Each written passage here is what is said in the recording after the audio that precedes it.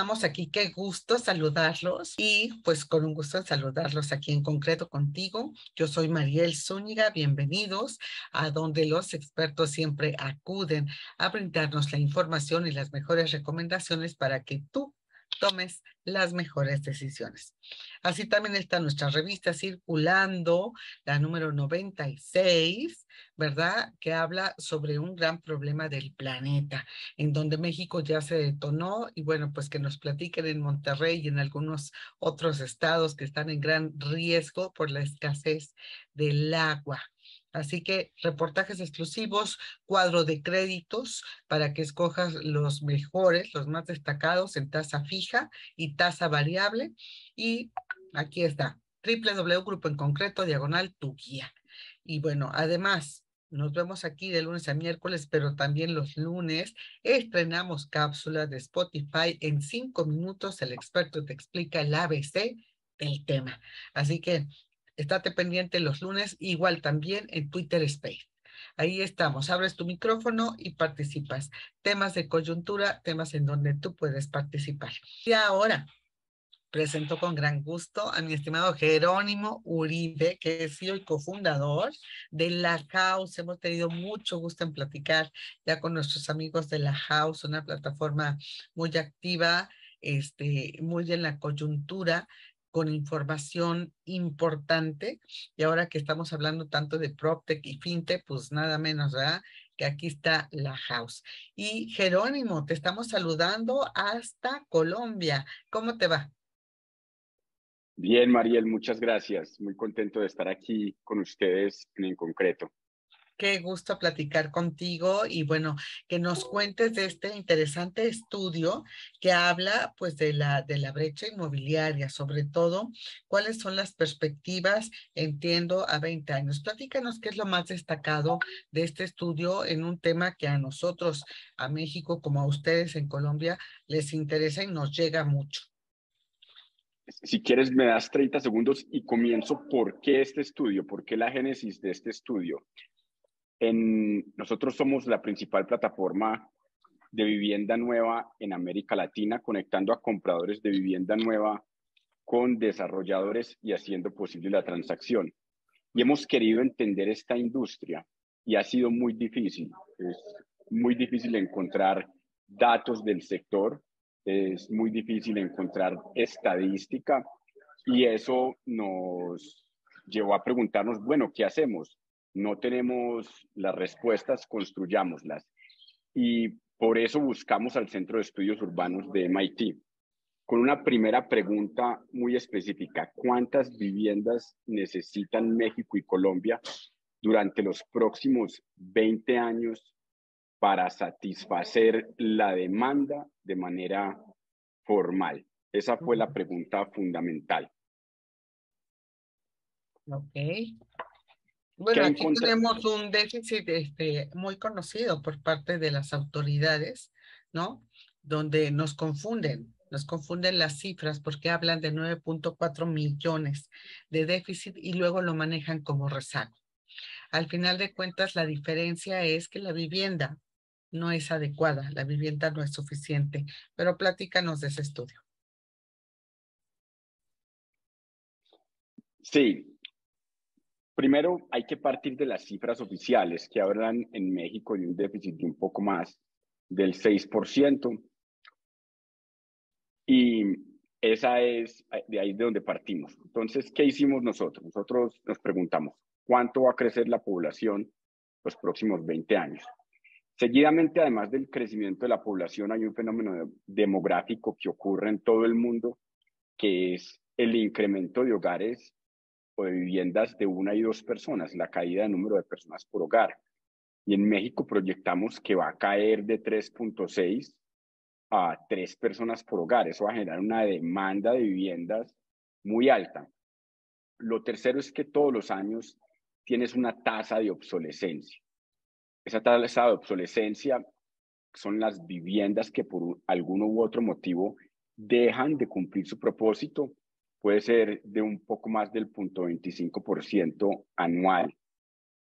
Y le sumas el último factor, que es ese déficit del 6%, asumiendo que no crece. Y entonces juntas todos esos elementos y te preguntas cuántas se necesitan al año para satisfacer crecimiento poblacional, cambio de composición de los hogares, obsolescencia y eliminación del déficit, y eso nos arroja una necesidad preliminar de 800,000 viviendas al año en México y 400,000 en Colombia por los próximos 20 años. Ok. Mira, nosotros tenemos algo cercano a 750,000 desde el año 2000, ¿no? Pero fíjate que aquí nos manejaron 750,000 viviendas, que es más o menos el número de familias nuevas que se va formando, nuevas parejas, personas que van demandando y necesitando vivienda. 750,000. Es una cifra que tenemos desde el año 2000. Luego la bajan, luego, ¿no? Luego ya no dijeron viviendas, dijeron soluciones. En esa administración del año 2000 bajó de 750,000 viviendas a 750,000 soluciones de vivienda. Por soluciones se entienden poner piso o poner techo o poner una ventana. Y es muy diferente a construir casas completas, ¿verdad? Pero bueno, así se las han manejado. Estas son las cifras que más o menos hemos venido manejando. Ahora nos dices 800,000 viviendas por año. Ok. No nos suena tan disparatado. ¿Qué más nos cuentas? Ahora, entonces, la siguiente fase del estudio es entender cómo es la composición en términos de tamaño y en términos de densidad de esas viviendas. ¿Qué quiere decir esto? Si cae el número de personas por hogar, pues también debería caber el tamaño de la vivienda. Y eso nos va a arrojar un siguiente paso muy interesante, que es, si son 800,000, dadas un número de metros cuadrados, ¿cuántos metros cuadrados son al año? ¿Y cuánta tierra se necesita? ¿Cuánta tierra tienen que habilitar las principales áreas metropolitanas anualmente en construcción de vivienda? Pero la cantidad de tierra responde también a dos factores o a dos posibilidades muy diferentes.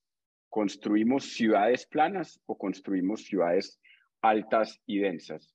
Es muy diferente 800,000 viviendas al año en un modelo de ciudad horizontal a 800,000 en un modelo de ciudad vertical. Y quizá el modelo de ciudad óptimo no sea un extremo o el otro, sino algún punto intermedio. Pero ese punto intermedio lo que nos va a comenzar a arrojar es mucha visibilidad de cuánta tierra tiene que habilitarse. Finalmente, que haya vivienda formal, entre muchos factores, depende de dos: que exista la tierra habilitada formalmente para ello, para construir esa cantidad, y que existan mecanismos de financiación. Claro. Ok.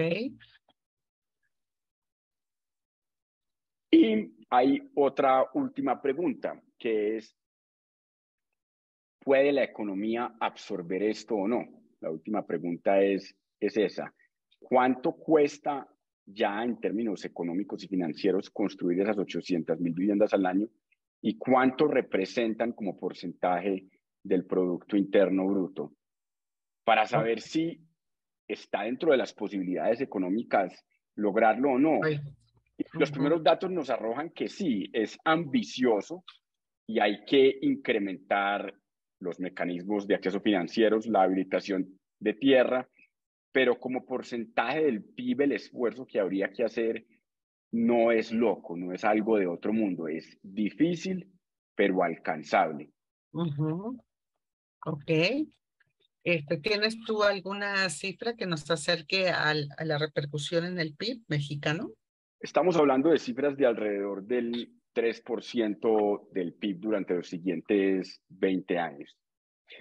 Ahora, claramente estos esfuerzos no son lineales. 800,000 es un promedio, que lo importante, más allá de que sea una cifra estricta de 800,000 al año, es que durante los próximos 20 años se construyan por lo menos unas 16 millones de viviendas de manera formal.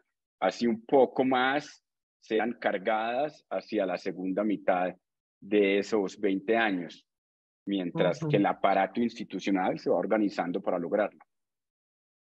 Ok, entonces, bueno, son 800,000 viviendas por año. No nos has hablado, no sé si el estudio lo refleje, un metraje promedio, un tamaño promedio. Todavía lo estamos evaluando, estamos todavía en la fase de determinar eso.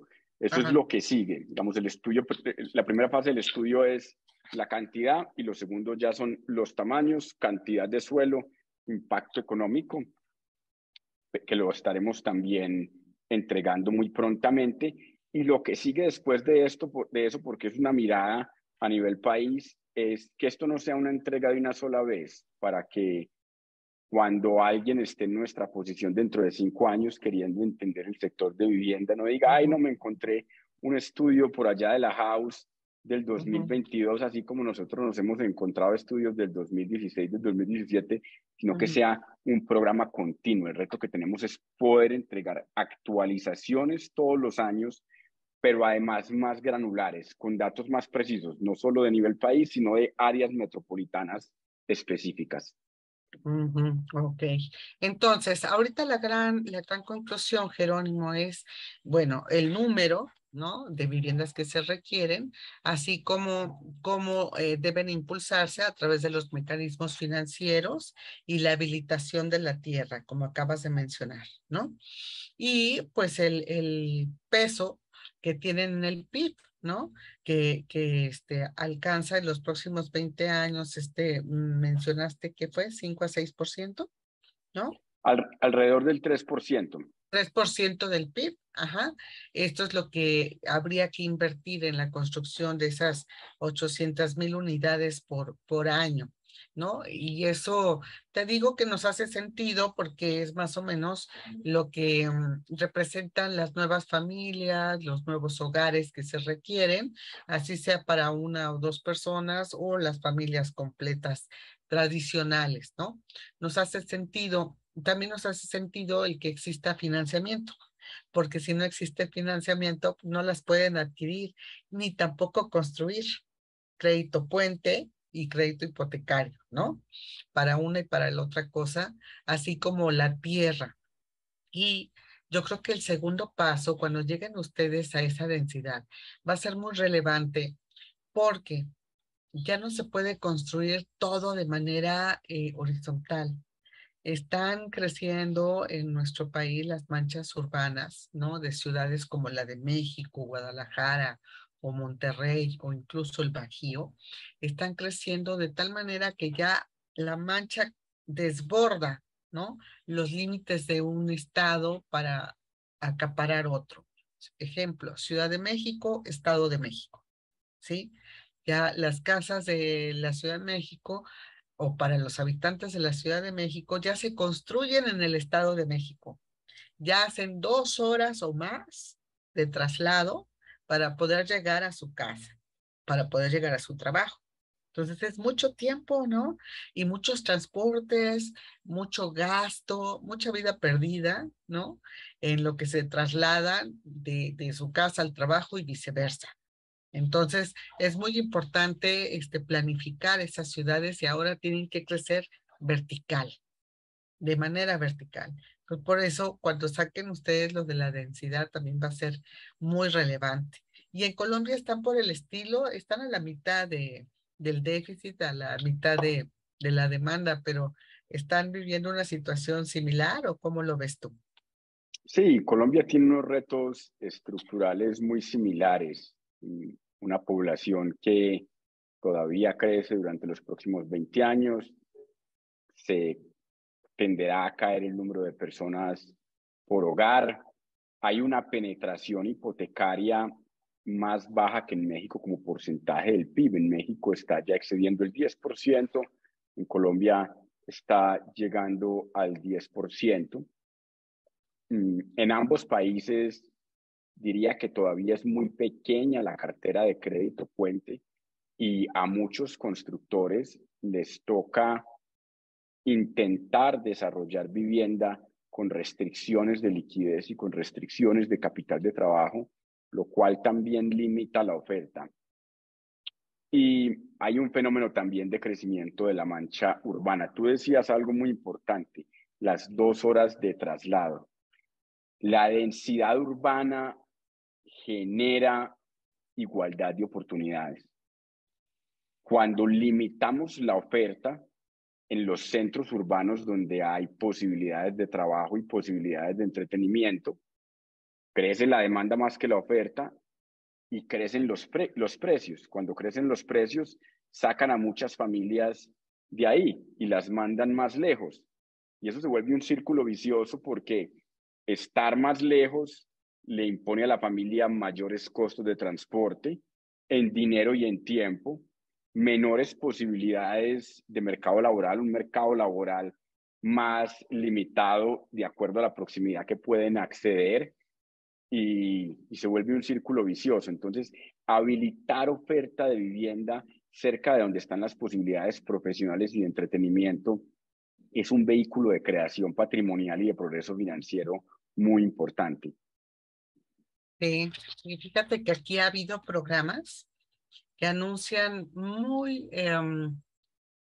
con mucha distancia, me refiero a las empresas, iniciativas de las empresas en donde premian, ¿no? Incluso a los trabajadores que viven cerca de su sede laboral, pero esto no depende de ellos. No, depende de la oferta de vivienda, ¿no? O sea, ellos que quisieran vivir cerca del trabajo, claro, llegar caminando o en bicicleta, claro. Ellos que quisieran no tener que viajar 3 horas en 3 transportes diferentes, por supuesto. Eso no le gusta a nadie, ¿no? Vivir tan lejos, gastar tanto tiempo, dinero y esfuerzo en trasladarse, pero no depende de ellos. Entonces, esto es más bien, depende de un programa, pues, urbano que debe regir el gobierno, los gobiernos en nuestro país, no sé si en Colombia también los gobiernos, el federal, los estatales, los municipales coordinados, lo que en México no se ha logrado hacer, y un programa que también se concilia con las empresas para que logren tener ese equilibrio entre las casas que se construyen cerca de los lugares de trabajo, ¿no? Y eso significa que sean casas accesibles, en precio accesible, lo que estás tú tratando de comentar ahora, ¿cierto? Así es. Y gran parte de la accesibilidad es el costo del terreno. Cuando el terreno y cuando hay limitaciones a la oferta, el terreno sube de precio. Exactamente. Entonces, aquí, bueno, no sé, yo me imagino que en Colombia pasa como en muchas otras ciudades del mundo, pero las metrópolis, las capitales, las ciudades más importantes se encarecen mucho. La vivienda se encarece mucho y además subió mucho de precio ahora con la pandemia. Muchísimo. Se escaseó porque ya, como estamos comentando, Jerónimo, el terreno es uno. Nada más, hasta ahí llega, es finito. Hasta ahí se pudo construir. Entonces ya se construyeron ese número de casas, son las que existen, y entonces como ya no se pueden construir más, se encarecen, ¿no? Entonces, eso pasa en muchas de las ciudades capitales del mundo. Eso sucede en la Ciudad de México. Se vuelve una ciudad prohibitiva para una clase trabajadora con ingresos menores. No hay casas de menos de 1 millón de pesos. No, todas son superiores, todas son superiores. Entonces, es una ciudad para la clase media y alta, de altos ingresos, ¿no? No para la población de menores ingresos. Ellos tienen que vivir a las orillas, que es en donde la tierra estuvo más barata, ¿no? Y es en donde todavía podría construirse. Pero si no se reconstruye como se hizo aquí o se está haciendo en la Ciudad de México, casa que se vende se vuelve edificio de departamentos. Ya no se vuelve casa otra vez, ¿no? Porque ya no hay manera de albergar a más habitantes, más habitantes, más habitantes cada vez en la misma densidad. Ya no es posible. tienen que hacerse edificios y departamentos. Entonces, eso pasa en estas ciudades. Me parece que eso ya no tiene marcha atrás, ¿no? No sé cómo lo veas tú. Sí, sí, totalmente de acuerdo contigo. Y por eso hay que planear muy bien las ciudades, porque una vez, una vez te vas por un modelo horizontal o densidad, es muy difícil y muy costoso en el tiempo transformar esas áreas hacia el modelo óptimo. Cuando eso se va haciendo improvisadamente, se van creando unas condiciones de largo plazo muy difíciles de transformar y de modificar. Y pensar el modelo de ciudades, pensar a largo plazo. Eso es en parte lo que queremos con este estudio y por eso hay una visión a 20 años, porque es Ujú. pensar a 20 años cuáles son las ciudades que queremos construir. Exacto. Ok, y bueno, pues dinos básicamente, ¿no? El interés de la house, por su, digamos, por su vocación prioritaria es justo tener, ¿no? La oferta de viviendas para poder ofrecerlas y venderlas, ¿cierto? Así es, nosotros somos una plataforma, como te lo decía, para juntar compradores de vivienda nueva con desarrolladores y hacer posible esa transacción. Y nuestro interés es trabajar de la mano con la mayor cantidad de desarrolladores posibles para hacer más fácil la transacción, para tumbarle costos, para que los consumidores puedan encontrarlo sea más fácil y de menor costo, para que calificar al consumidor, llevarlo a lo largo del proceso tramitológico, documental, sea más fácil, más intuitivo, más rápido y también de menor costo.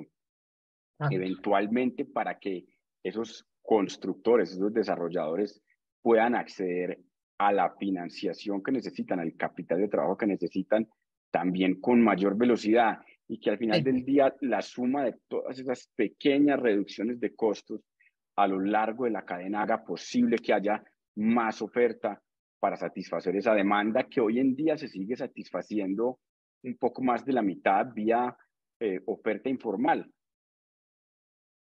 Sí, sí, oferta informal que además está creciendo en el mundo, ¿no? Es más fácil, ahora sí que la construcción irregular, ¿no? Al menos lo que observamos en México. Fíjate que hubo la encuesta nacional de vivienda que realizó aquí el INEGI, eh, el encargado de llevarlas a cabo el año pasado, no, en 2020, plena pandemia, y logró concluir esa encuesta nacional de vivienda. Y uno de los factores que reveló es que está creciendo la invasión. Y esto también habla de vivienda irregular, informal, ilegal, ¿no? Para el caso, ¿verdad? Aquí también hay otros fenómenos, pero bueno, no son asunto de esta entrevista como la ocupación, irregular, pero sí, la construcción irregular sigue creciendo en México, la vivienda informal sigue creciendo en México, mientras no se logren estos mecanismos y este último del que tú estás hablando. También el suficiente financiamiento para los constructores, ¿cierto? Y la house no entra ahí, ¿verdad? Ahí sí no. Ahí estamos participando con pilotos, todavía entendiendo la Ah, oportunidad y trabajando con algunos desarrolladores muy cercanos a la plataforma para entender qué podemos desbloquear con tecnología, con datos y hacer más veloz ese financiamiento. Es muy importante. Es difícil la estimación, pero estimamos que en las principales áreas metropolitanas de México se venden entre 15 y 20 billones de dólares al año de vivienda nueva y no hay una cartera, por lo menos bancaria, de más de 4 billones de dólares de crédito puente. Entonces, el crédito puente como porcentaje de las ventas totales todavía es pequeño. Así que con responsabilidad para no generar burbujas, sí hay espacio para mayor penetración del crédito puente o de y, los mecanismos de financiación a los desarrolladores. Oye, qué buena noticia. Ojalá nos den la primicia pronto, ¿no? De estos pilotos que están llevando a cabo y que surjan más fuentes de financiamiento también para los constructores de vivienda. Eso es importante. Sería con recursos propios de otros inversionistas, no con bancos, Jerónimo. Yo creo que hay que trabajar todas las posibilidades. Hay Sí. desarrolladores de diferentes tamaños, hay proyectos que tienen diferentes grados de riesgo. Entonces, en algunos casos, sencillamente lo que se debería hacer es facilitarle al banco con data en tiempo real y muy detallada del proyecto la evaluación del mismo y la aprobación de los créditos. También hay otros que van a necesitar fuentes de crédito alternativas, como de fondos de capital, como de líneas de deudas ad hoc para esas financiaciones. Ok, no, pues están estudiando diversas alternativas. Hoy por hoy, para los compradores de vivienda, ¿ustedes cómo participan? ¿Cómo les apoyan? Mira, un comprador llega a la house, tenemos oferta exclusiva y oferta no exclusiva. Para la oferta exclusiva hemos venido construyendo una experiencia muy completa.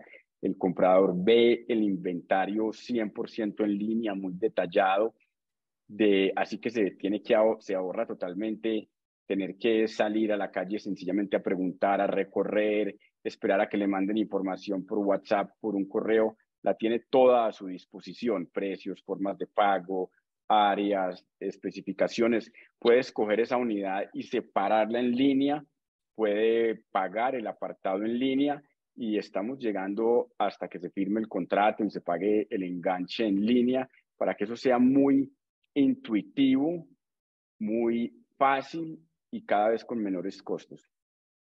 Pero ustedes no asesoran en cuanto al hipotecario para que él compre la casa. Tenemos aliados asesorando el ¿Bancos? hipotecario, se hace por medio nuestro. Bancos. Crédito hipotecario de bancos. Sí, sí, Perfecto. Ok, entonces encuentran ustedes un asesor de la A a la Z hasta que escritura su casa, ¿no?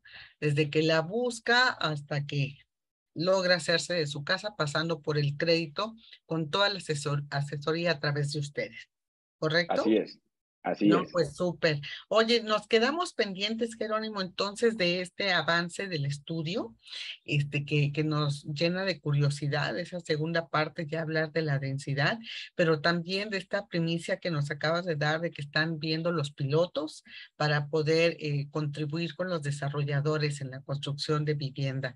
Me parece muy, muy interesante, muy novedoso, necesario. Así que estamos pendientes. ¿Crees que tengan noticias todavía en este año antes de que termine? Si no, muy pronto, comenzando el siguiente, y con seguridad te vamos a buscar y te vamos a pedir, Mariel, danos el espacio para estas primicias, para las siguientes Súper. entregas del estudio y para contar cómo ha evolucionado la oferta de producto. No, hombre, excelentes noticias.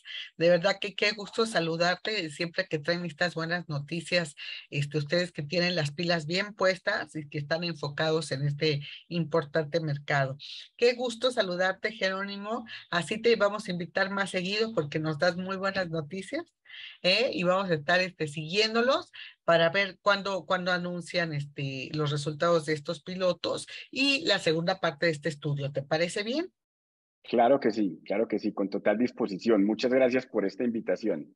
No, muchas gracias por aceptar. Un gran abrazo hasta allá, hasta donde estás, en Colombia, pueblo hermano, y además con muchas similitudes en el tema de la vivienda, en el tema inmobiliario también con México. Platicamos pronto, Jerónimo. Muchísimas gracias.